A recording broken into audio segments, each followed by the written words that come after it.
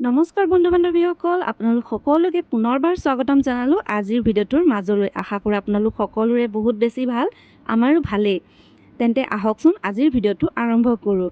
আজি আমি গৈ আছোঁ কাৰ্বি আংলং জিলাত অৱস্থিত এখন অভয়াৰণ্যলৈ, যাৰ নাম হৈছে গৰম পানী অভয়াৰণ্য। টাইটেল আৰু থাম্বনেইল দেখি আপোনালোক সকলোৱে গমেই পাইছে নহয়নে বাৰু? ব'লক তেন্তে ভিডিঅ'টো আৰম্ভ কৰোঁ। যিহেতু এটা সুন্দৰ পৰিৱেশৰ মাজলৈ গৈ আছোঁ, গতিকে আপোনালোক সকলো ভিডিঅ'টো অকণো স্কিপ নকৰাকৈ শেষলৈকে চাই থাকিব। আপোনালোক সকলোৱে জানে যে এই অভয়াৰণ্য কিহৰ বাবে বিখ্যাত। হয়, গৰম পানী, মানে গমেই পালে। আৰু আহি পালোহি যিহেতু, আৰু আহিয়ে দেখিলোঁ হাতত দেখোন মোৰ পাৰ্চটোৱে নাই। তাকে বোলো স্কুটিখন ৰাস্তাৰ ইপাৰে পাৰ্কিঙত ৰখা হৈছিলে। মই বোলো পাৰ্চটো যোৱা লৈ আনাগে। ধুনুৱে গৈ আকৌ মোক আহি পেলাই পাৰ্চটো দেখিছে কেনেকৈ দলিয়াই দিছে। আৰু আহি পালোহি যিহেতু, বাকী চাই থাকিব আপোনালোকে। বন্ধু বান্ধৱীসকল, গৰম পানী অভয়াৰণ্যত যিহেতু কাৰ্বি আংলং জিলাত অৱস্থিত, আমি সকলোৱে জানো নহয়নে বাৰু? অসমৰ লগতে বিশ্ববিখ্যাত এই গৰম পানী অভয়াৰণ্য, কাৰণ ইয়াত গৰম পানীৰ উঁহ আছে আৰু আমি সকলোৱে জানো। আৰু এই অভয়াৰণ্যখন কিহৰ বাবে বিখ্যাত? অকল গৰম পানীৰ উঁহ বুলিয়েই নহয়, বাকী ইয়াত বিভিন্ন প্ৰজাতিৰ জীৱ জন্তুৰ লগতে পক্ষী, হলৌ বান্দৰ, সোণালী বান্দৰৰ লগতে বিভিন্ন প্ৰজাতিৰ অৰ্কিডো পোৱা যায়। আৰু এই অভয়াৰণ্যখনক অভয়াৰণ্যৰূপে ঘোষণা কৰিছিল ২৭ জুলাই ২০০০ চনত।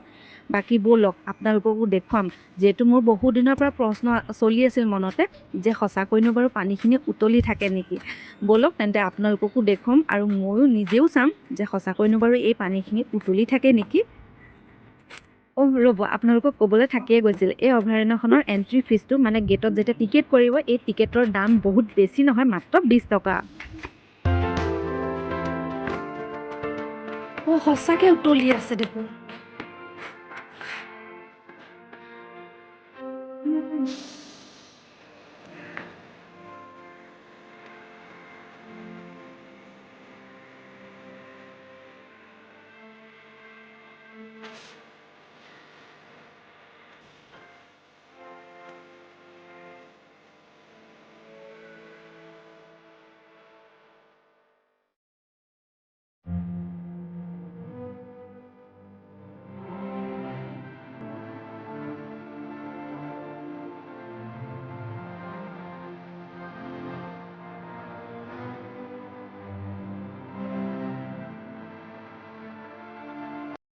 এতিয়া বলক এই পুখুৰীটোৰ কাষতে থকা অতিকৈ বহু পুৰণি এখন হেঙিং ব্ৰিজ।